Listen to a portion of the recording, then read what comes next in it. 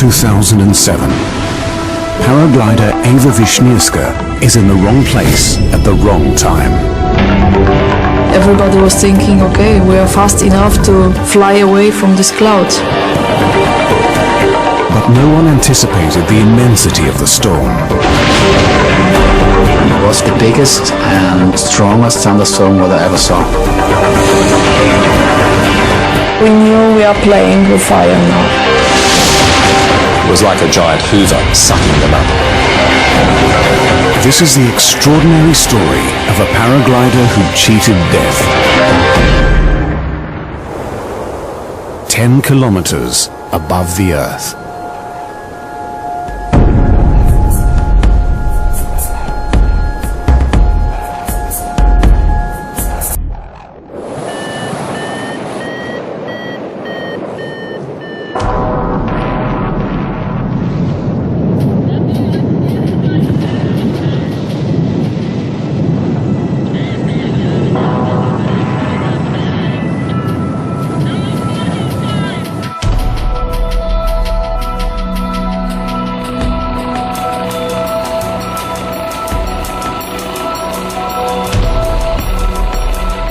In August 2006, one of the world's leading paragliders, Ewa Wisnierska, narrowly escapes death in a freak accident in the Swiss Alps.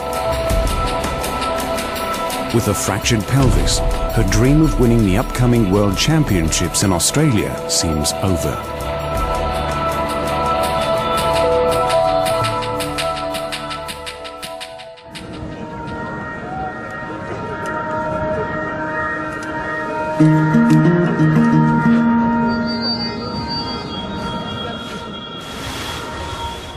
The beautiful thing in paragliding is you don't need anybody.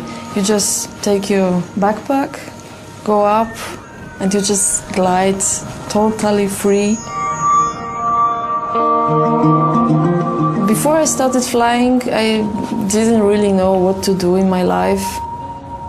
When I started paragliding, it was like a virus. I couldn't get rid of it. So I changed everything. I decided to live in a car, just following the competitions. So everything in my life was around flying. In only her 4th year of competitive flying, Ewa Wisnierska is already the top-ranked female paraglider in the world. Ewa Wisnierska, who is the first woman on this event.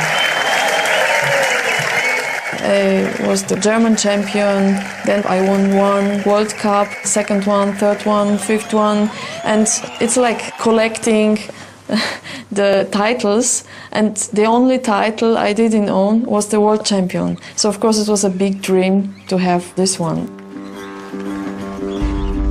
Just 6 months after fracturing her pelvis, Ewa has fought her way back into contention for the World Championship.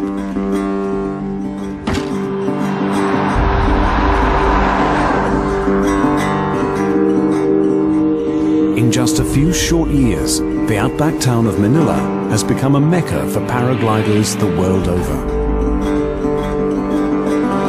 150 pilots from 34 countries will challenge for the world title, the highest accolade in paragliding. Before the World Championships in Manila, I had a big accident in Switzerland. I had to work a lot on my physical strength to get to the top again. You're listening to Breakfast, ABC New England Northwest. A big hello to paraglider pilots from around the world in town for the paragliding championships. The forecast looking clear, variable winds, but some storm clouds brewing this afternoon. In the week before the World Championships, Ewa and the German team are taking part in a cross-country event called the XC Open. I wanted to participate in the XC Open, to know about the area, where are the good places, where are the difficult parts, just to be prepared for the Worlds.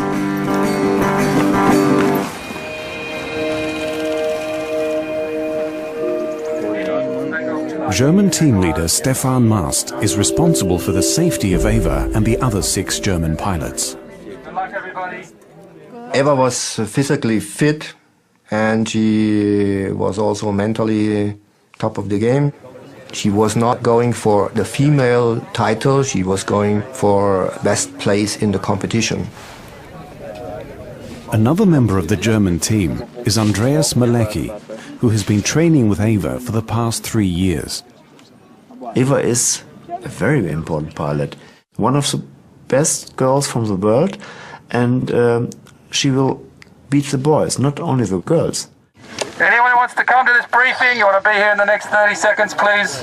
The director of the Manila Cross Country Championship is Godfrey Wennes. One of the most experienced pilots in the world, Wennes is the former world record holder for long-distance paragliding. The person that wins an XC Open World Series event, which is an endurance event as opposed to a drag race, is the person that flies the furthest by the end of the day. So it needs not just speed but endurance, and it's not just a physical endurance, it's also mental endurance. In a cross-country event, pilots are permitted to fly in any direction they choose. The early start of the clouds is to the north of us here, and you can see to the north of us is where they are the biggest now, so quite obvious. By the time the pilots assemble on Mount Bora for their weather briefing, the threat of severe thunderstorms to the north has increased dramatically. And that I made quite clear for them, that there was a line there. If you get there early, you'll be able to pass through and continue on a long flight. But if you get there late, you might be stuck at a dead end, effectively.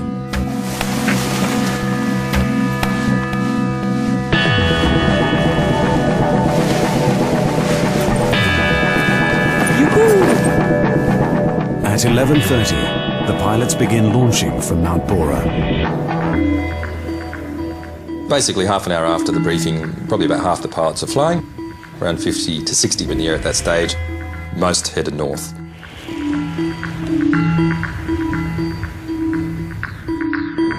Paragliders use rising columns of hot air known as thermals to gain altitude. When cross-country flying, they make distance by climbing in these thermals and using the prevailing winds to glide down from one to another. Clouds in our game are of course lift, and the quicker it is, the faster you go on your average speeds. So the guys are looking for the bigger clouds in order to maximise their cross-country speeds. After launching, the paragliders form into groups known as gaggles. Due to a southerly wind, most pilots in the first gaggle elect to fly north. With the clock already ticking, they need to quickly navigate past the areas of atmospheric instability that lie ahead.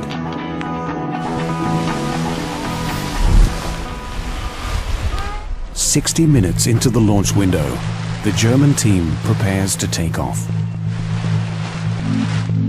We didn't want to take off very early. We decided to let some people fly, so the air is marked. The thermals are already marked by the other pilots, so you can fly faster just following them. Ewa makes her pre-flight checks and sets her GPS track log to record.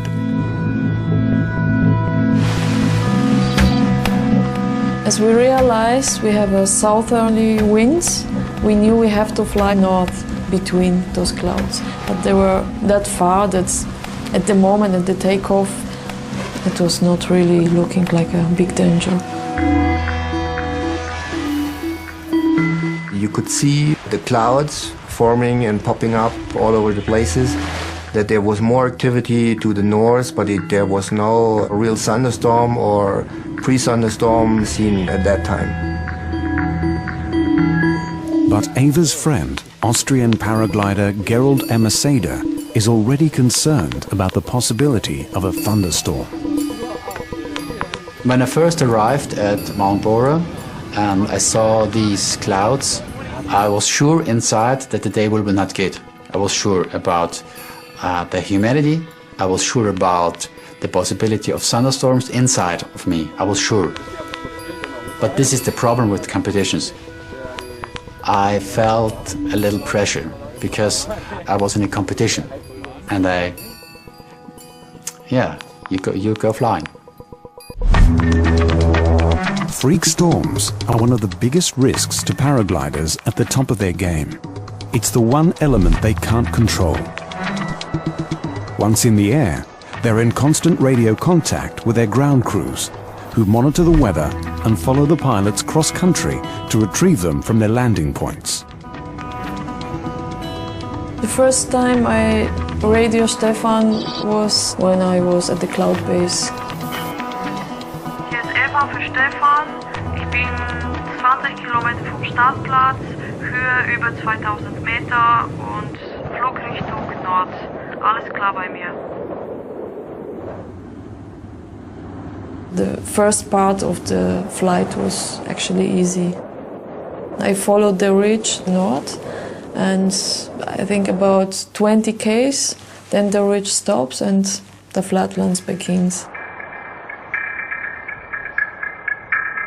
At the time when people were launching and flying, and for the first hour or two of their flight, they thought it was a relatively standard cross-country day, very unremarkable in every respect. The group split up into two, so Ewa was actually at the rear end of the lead group, so the front runners in her group were already through the section of clouds before the clouds started to get really big and strong above their heads.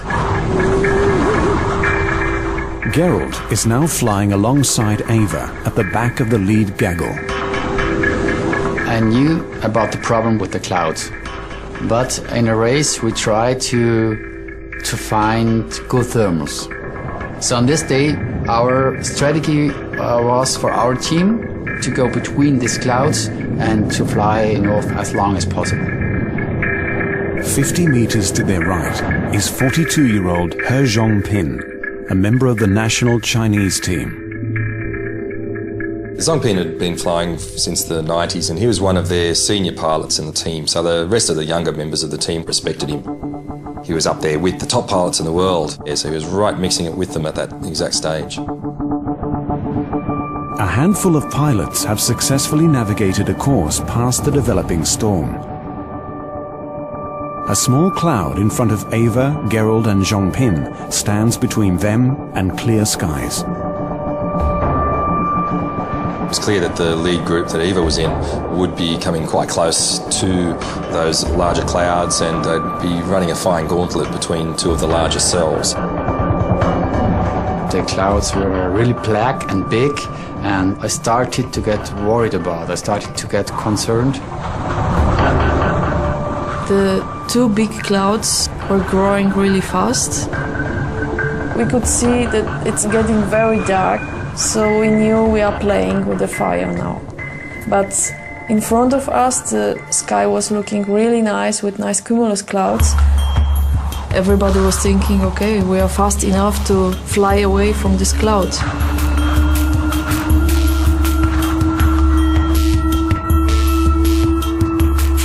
Being an XC Open, the pilots get to make their own decisions once they start flying. How you predict the weather to be is your own personal safety, and it can be the difference between life and death sometimes. So from the viewpoint of the pilots who were in the rear group, it was clear that up ahead there was a solid line of cloud developing. Most of the rear group elected to land at that stage.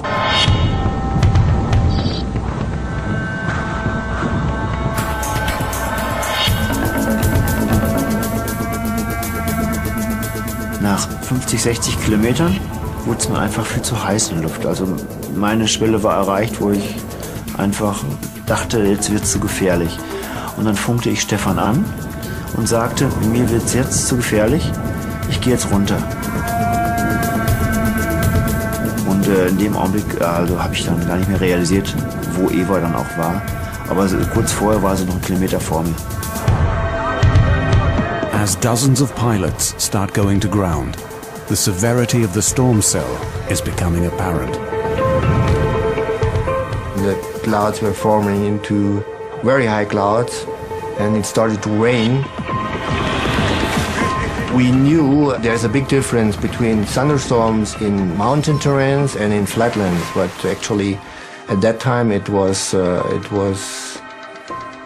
we underestimated it, of course. We could see a very tall, towering cumulonimbus cloud just reaching its mature phase, where it was starting to develop very, very quickly, and some rain was just starting to appear on one corner of it.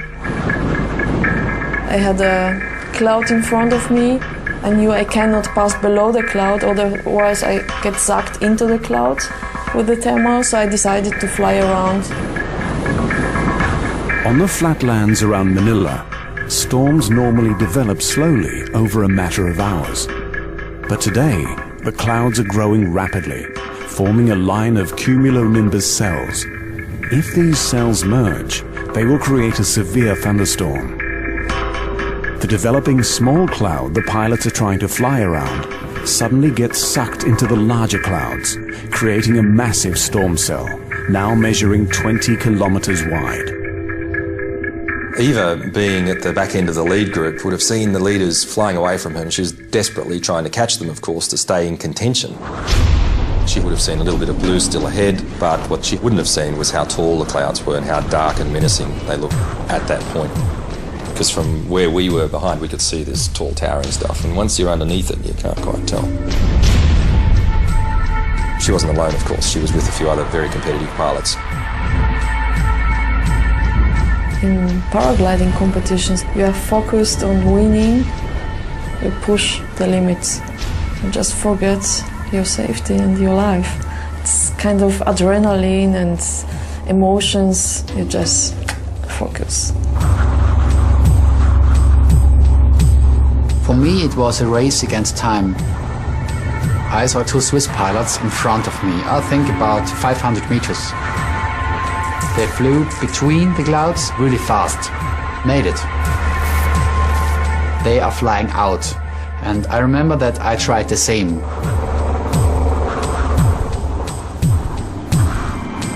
We were not fast enough. The two clouds started to growing up to one cloud. It was like the cloud catched me and there was no chance to get out of it. The clouds came together to form one very large cloud, and when that occurred, it was basically game over for Ewa and the other pilots with her. It was like a giant hoover sucking them up to great heights, and they couldn't do anything about it.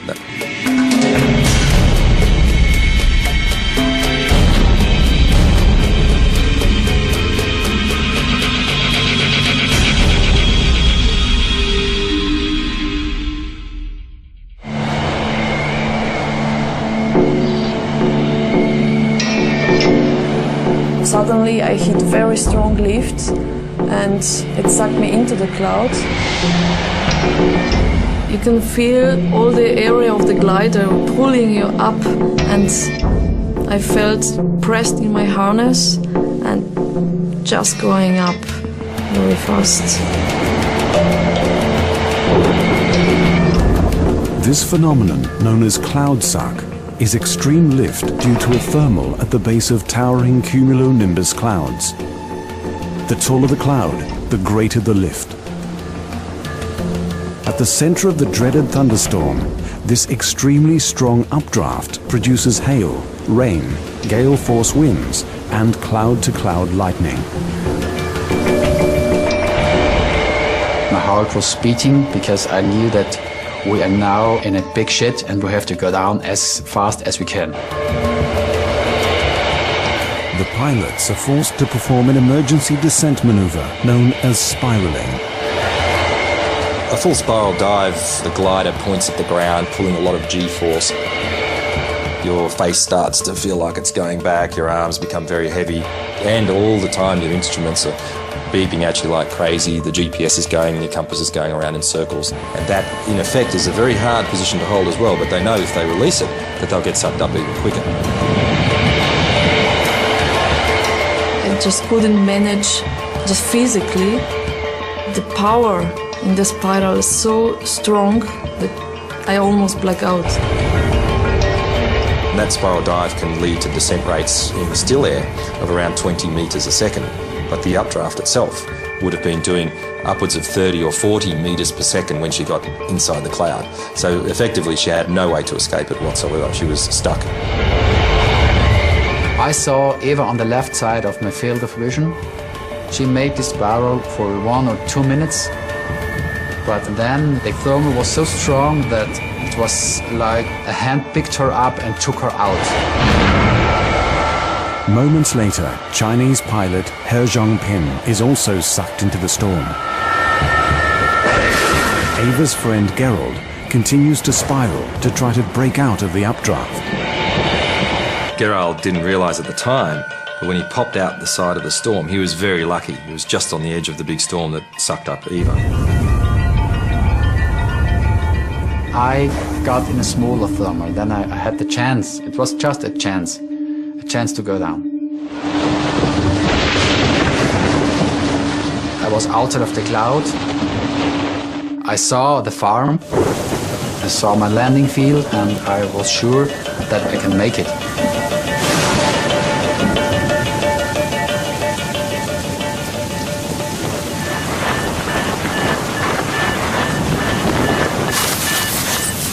Landing near some old farm buildings, Gerald is forced to shelter from the fierce lightning storm. I ran to the other pilots to the shelter.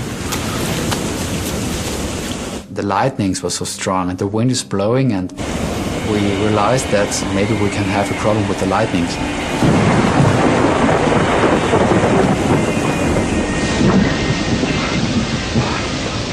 It was for me the biggest and the strongest thunderstorm that I ever saw.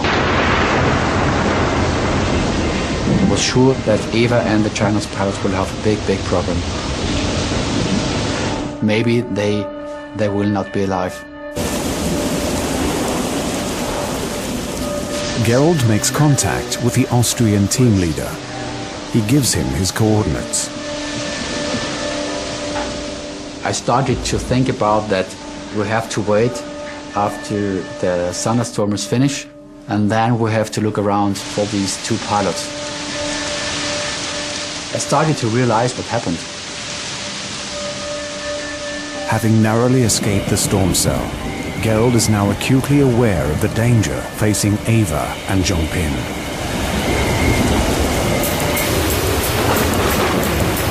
I was very scared to be inside this thunderstorm.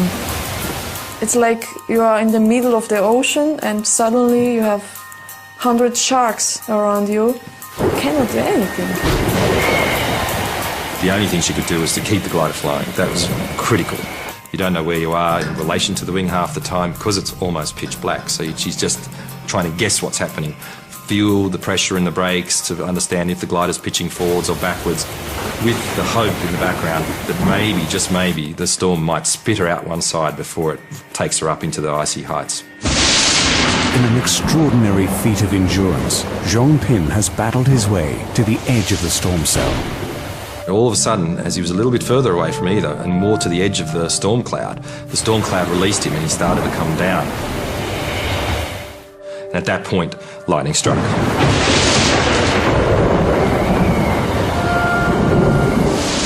I could hear a lightning behind me. So I was really praying, if there are some angels or God, please help me. And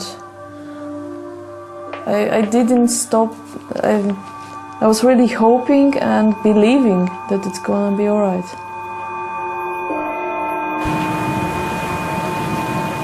Driving the German retrieval van, team leader Stefan Mast remains unaware of the danger Ewa faces. At that time, I didn't know where she is. I knew that she was far ahead of my position, and I only knew that I'm under heavy rain and I couldn't see her. Ewa makes a desperate attempt to contact her support team.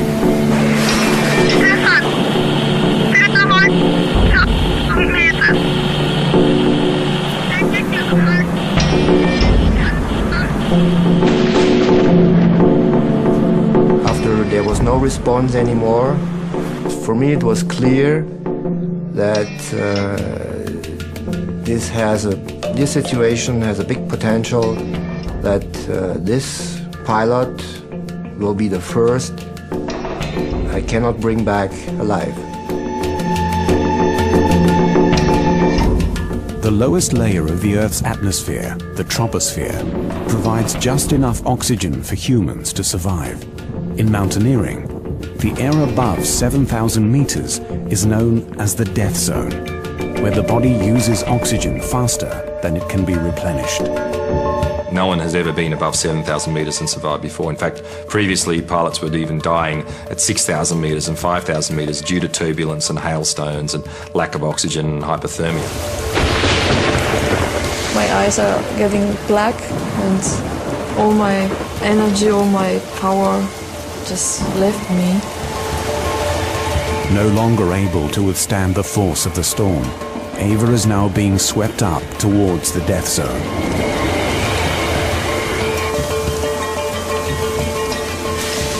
While waiting for the Austrian team to pick him up, Gerald calls Ewa's team leader, Stefan Mast. I tell the German team that Ewa is in a big problem and they will not listen to me. I was frustrated and I was angry about it. I was angry about it because I had lost friends in thunderstorms.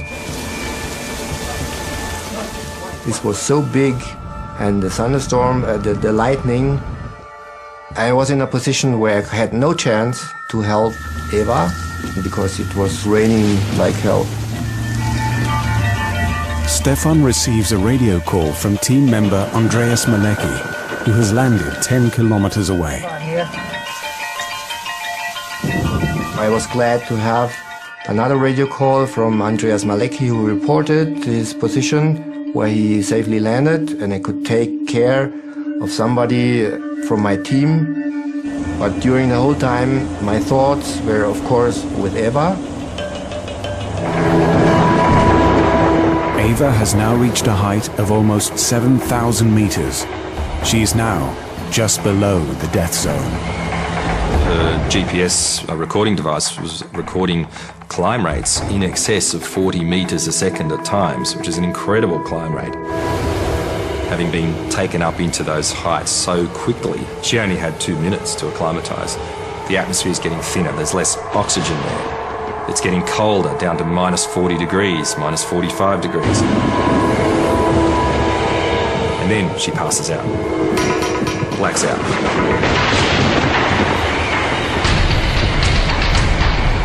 No longer in control of her glider, Ewa is now hurtling up through the storm at 100 kilometers per hour.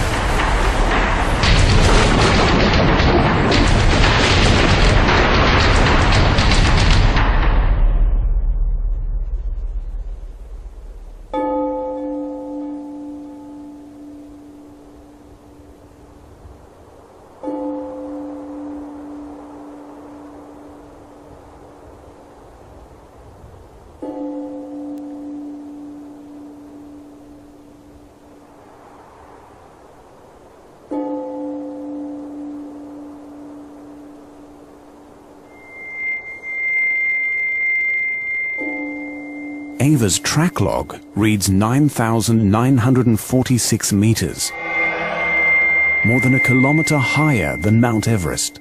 She's at the very edge of the stratosphere.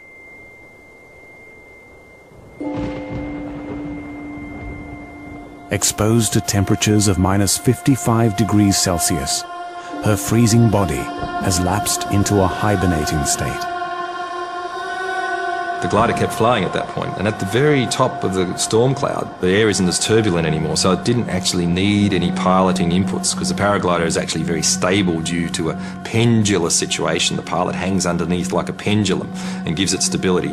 So her being blacked out inherently wasn't such a dangerous thing. If anything, it might have even saved her life.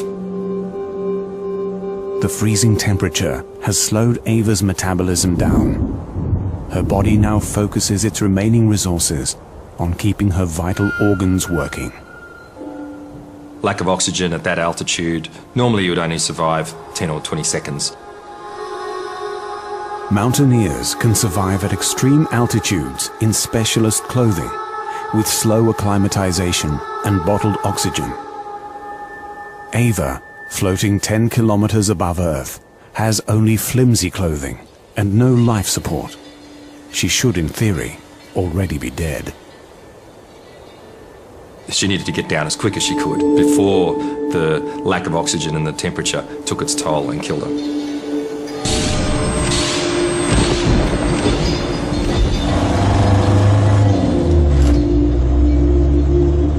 the storm finally having passed, Stefan locates Andreas Malecki. Er kam dann auch aus dem Auto raus und und machte eigentlich keinen guten Gesichtsausdruck. Und er sagte mir, Ewa ist in der Wolke. We were aware that one of our pilots was missing, and he said that he thinks that we will not see her again.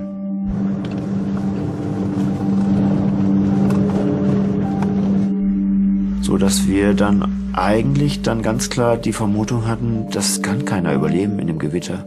Wenn man auf 4000 Meter ist und immer weiter nach oben gezogen wird, da ist Hagel, da ist Blitzschlag, da ist Erfrierung, da ist alles Mögliche. Das kann man nicht überleben. The German team starts to sweep the vast Manila flatlands for Ewa.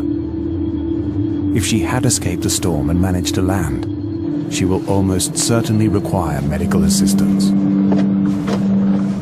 Ja, also ich habe dann direkt versucht, Ewas Handy anzutelefonieren. Und da war kein Freizeichen, also da hörte man gar nichts, also der Anschluss war tot.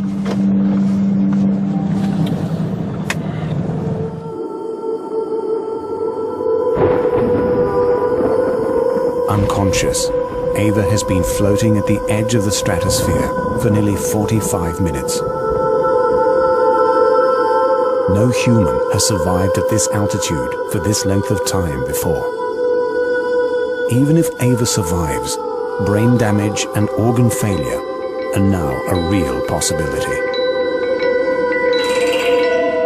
There's Ewa at over 30,000 feet in the ice crystal zone at the top of a storm cloud, being suspended by 6 kilograms of nylon called a paraglider. Her body was slumped to one side as she was unconscious. As she was leaning to one side, the glider developed a turn, a very long, lazy turn, and that's evidence from what we saw on the track log. So for about 40 to 45 minutes, she was doing very large and very smooth 360-degree turns. At minus 55 degrees Celsius, Ewa's wing has iced over, and her harness is now heavy with hail. Suddenly, the wing stalls and collapses.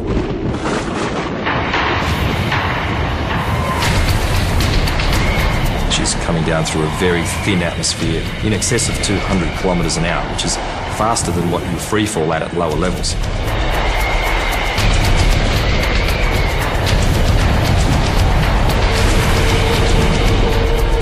So short of the lines actually snapping, it doesn't get much worse than this. She hasn't got very many seconds to go before she runs into the ground.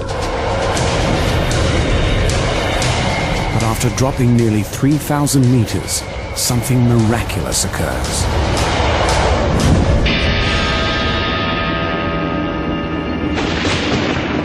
At around 6,900 meters, the glider reopens and starts flying again, all by itself.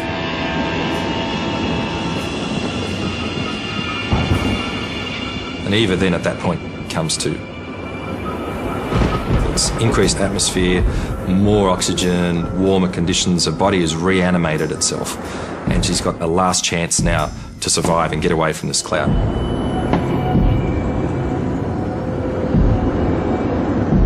When I woke up, I didn't know for how long time I was unconscious. It seemed to me like it was a few seconds or maybe a minute. I scratched the ice of the screen of the GPS to see the altitude, and I was still on 6,900 meters. Ewa is now just below the death zone. Disoriented and enveloped in thick cloud, she has almost zero visibility, and her glider is covered in ice. The worst thing was the amazing cold.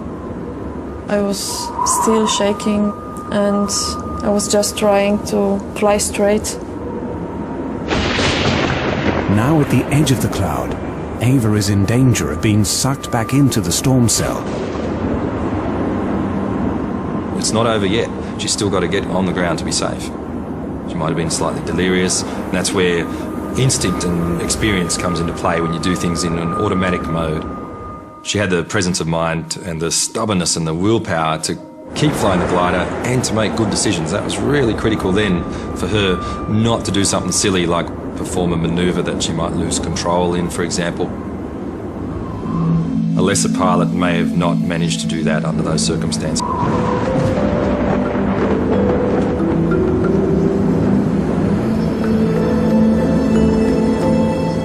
I knew I'm so close to death, and the only persons I was thinking about were my parents. I couldn't imagine my parents if I would die there. And I was praying, no, no, no, no, please, not here, not now. And that was all. Only to survive and to concentrate on what I can do.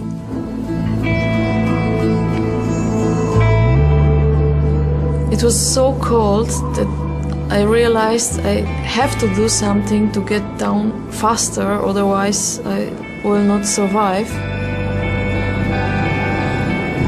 I decided to spiral, just soft to go down.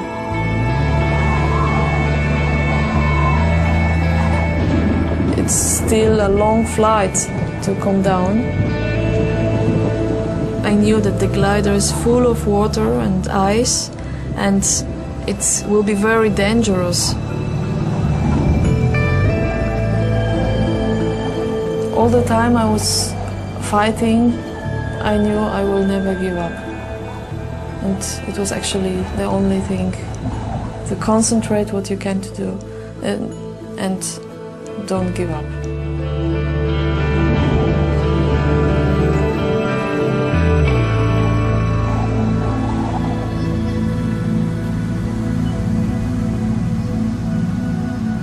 There was a rumor that one Chinese pilot was missing because there was no radio contact and nothing.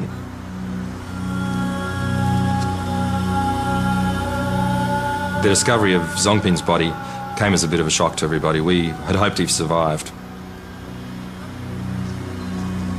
The body of pilot He Zongpin was discovered 4 kilometers from where he was first sucked into the storm. The lightning strike had killed him instantly. That affected the entire community that was there in Manila at the time. All the pilots were extremely down about it, and of course the Chinese pilots were in quite a state of shock that had actually happened to one of their more mature pilots. That was something that was very unexpected.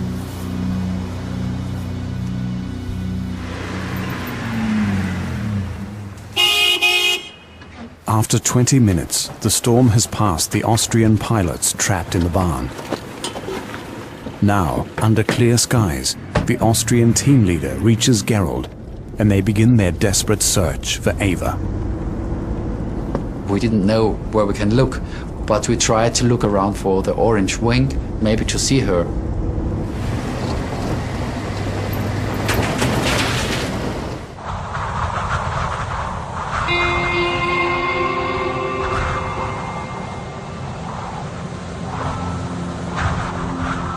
When I saw the Earth, it was the most beautiful moment, like coming from the cosmos, coming back to the Earth.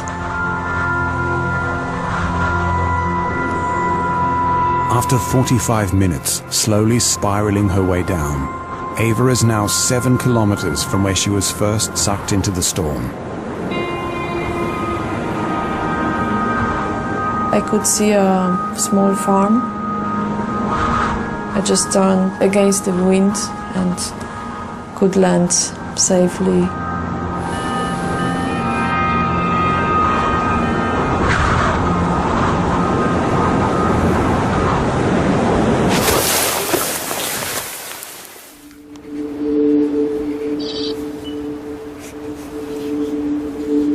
Ewa has landed in an isolated paddock, far from main roads and her support team.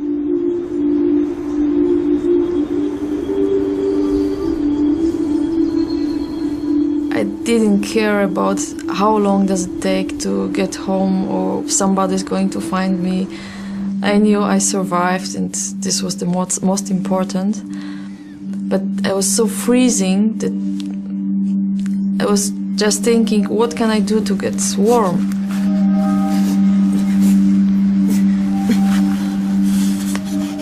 I started to run away to get warm, but I was too tired, so I just curled down.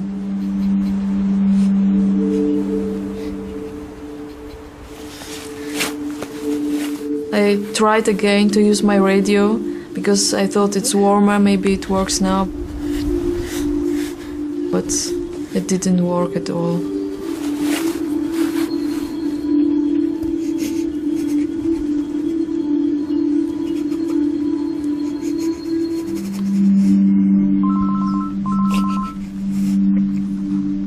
Suddenly I could hear my mobile phone. I forgot completely that I have it with me. Und da sagte ich auch direkt, Stefan, ich höre ein Freizeichen, was ich vorher nicht gehört habe.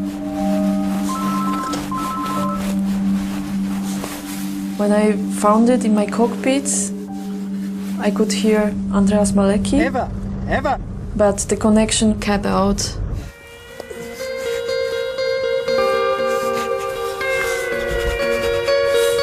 The reception was not perfect, so I decided to write the coordinates for my GPS in an SMS and send them when I have the reception again.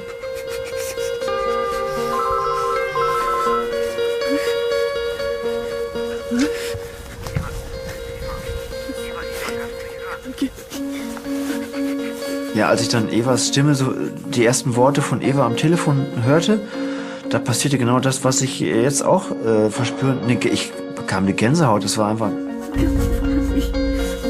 Und sie sagte, mir ist kalt, kommt schnell. Sag ich, Ewa, gib mir uns die Koordinaten von dir. 6, 5. I was so happy I have contact with my team and I could give them the coordinates. I knew they are coming.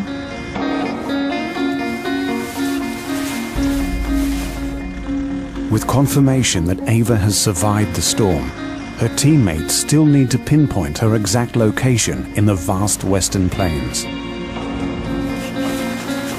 Ewa's core body temperature has dropped below that required for normal metabolism and bodily function.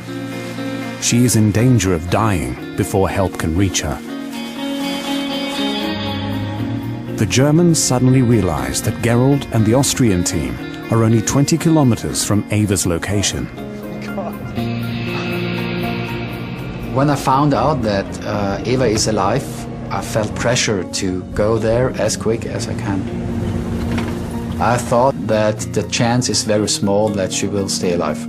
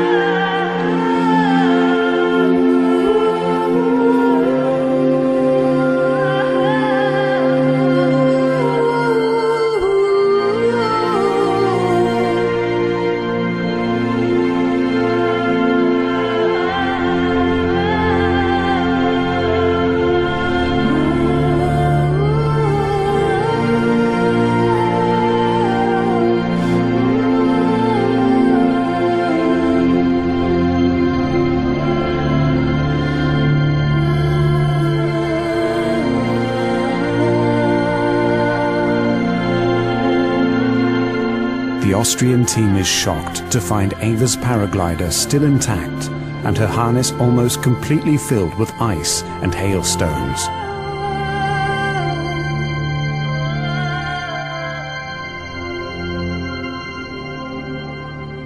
After some minutes, Stefan arrived with the other team pilots and they were all happy to see me alive, and they helped me to go to the car, and Gerald with the other Austrian pilots took my gear. I called up Gottfried to ask him to which hospital we can go. And on the back seat of the car, Ewa was checking her GPS and She mentioned a few times that she was close to 10,000 meters. And he said, no, I don't believe it.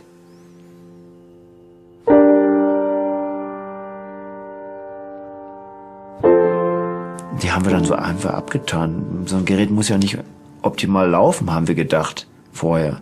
Aber hinterher, als wir diesen Track dann da wirklich minutiös ausgelesen haben und dann realisiert hatten, wie hoch die dann war, da standen wir dann da vor dem Computer und sagten, boah, so viel Glück das gibt's gar nicht, was die hatte. I remember that I was not surprised, because I know how quick it worked inside the cloud, and I just remember that I was not surprised of the attitude, but I was, of course, surprised that she's still alive. Incredibly, Ewa is discharged from hospital soon after arriving. Her only visible injuries are frostbite to her ears and legs. The doctor couldn't imagine I survived at this altitude, and he measured the oxygen in my blood and said everything looks fine. He couldn't believe. So all the hail. Word quickly spreads about Ewa's miracle flight. A paraglider has told of being sucked into a thunderstorm, frozen, then spat out. Ewa Wisnierska was swept so high she suffered frostbite and passed out, but incredibly she caught in a thunderstorm in Australia whilst training for the World Championship. A second paraglider, a Chinese man, died in the storm. The euphoria surrounding Ewa's survival was tempered by the tragic death of He Zhongping. The tight-knit paragliding community was stunned. A lot of people focused on the survival of Ewa, forgetting a little bit about the fact that someone had actually died as well. We actually didn't fly the next day as a result of the hearing the news that he was found deceased.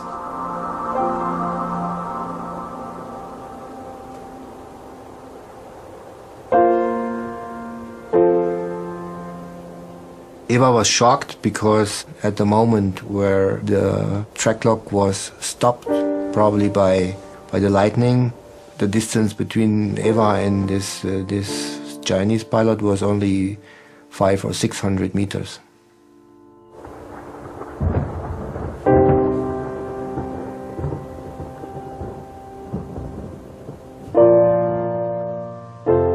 I knew that what happened was the result of my mistake, and I knew in the future I have to take my decisions on myself and don't look what are the others doing, and I knew this will never happen again.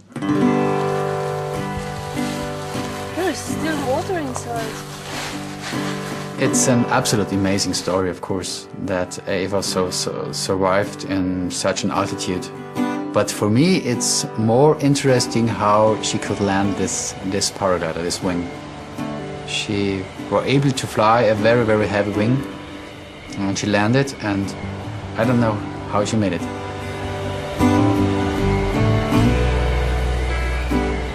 This is incredible, unbelievable. She survived, she wanted to live, and she wanted to go further. Das gibt's kein zweites Mal sowas, dass man das überlebt. Und einem noch so gut geht danach. Also das war auf jeden Fall ein Wunder.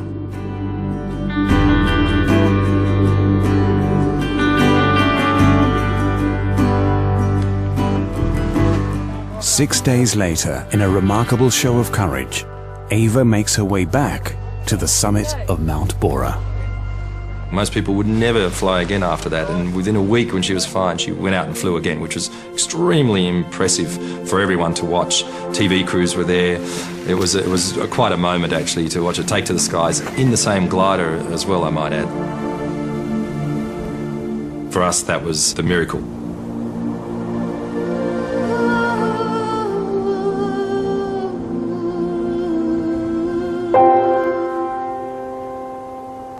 I wanted to be alone and to have my peace. I had to think about the Chinese pilot. I couldn't understand why I could survive and him not. But then I knew, okay, I was lucky. Maybe I have some special reason to stay in this world.